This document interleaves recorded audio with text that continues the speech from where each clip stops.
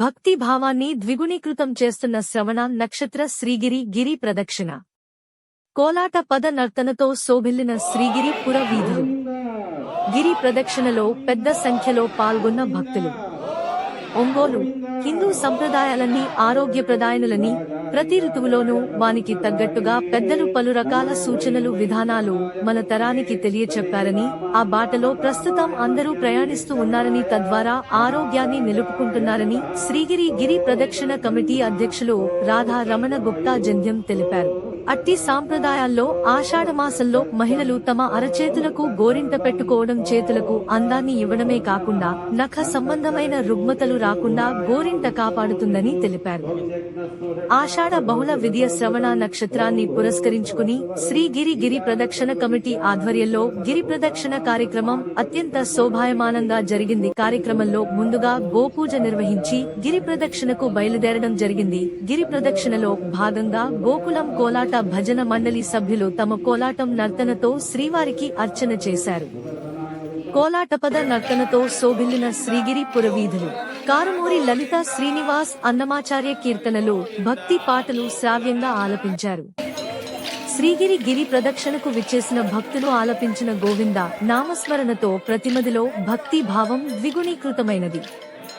సుందరంగా అలంకరించిన పల్లకిలో శ్రీవారి మూర్తిని స్థాపన చేసి తమ భుజస్కంధాలపై నిలిపి గిరి ప్రదక్షిణ చేశారు. గరుడ, హనుమాన్, శంకు, చక్ర, త్రిపుండ్రలను చేపట్టి భక్తులు ఉదయం 5 గంటలకు శ్రీగిరి పాలపీఠం వద్ద గల గోశాల వద్ద నుండి గిరి ప్రదక్షిణకు బయలుదేరారు. మహేష్ బృందం, మంగళ వాయిద్యాలు కార్యక్రమాన్ని మరింత శ్రావ్యతను పెంచాయి. భగీరథ మహర్షి మందిరం వద్ద సగరపుత్రులు తిరుపతక్షంలో పాల్గొన్న భక్తులకు పాల ప్రసాదాన్ని పంపిణీ చేశారు.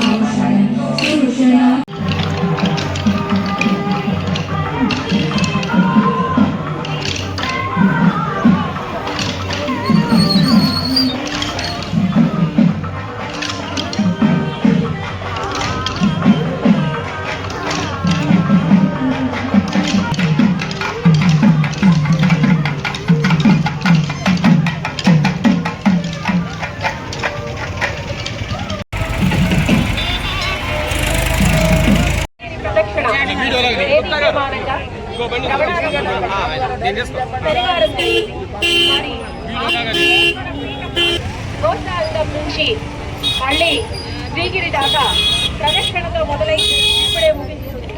మరి ఆ స్వామి గురించి ఆ విశిష్టత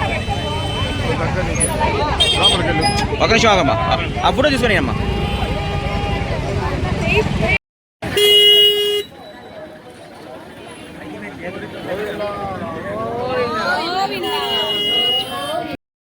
అదే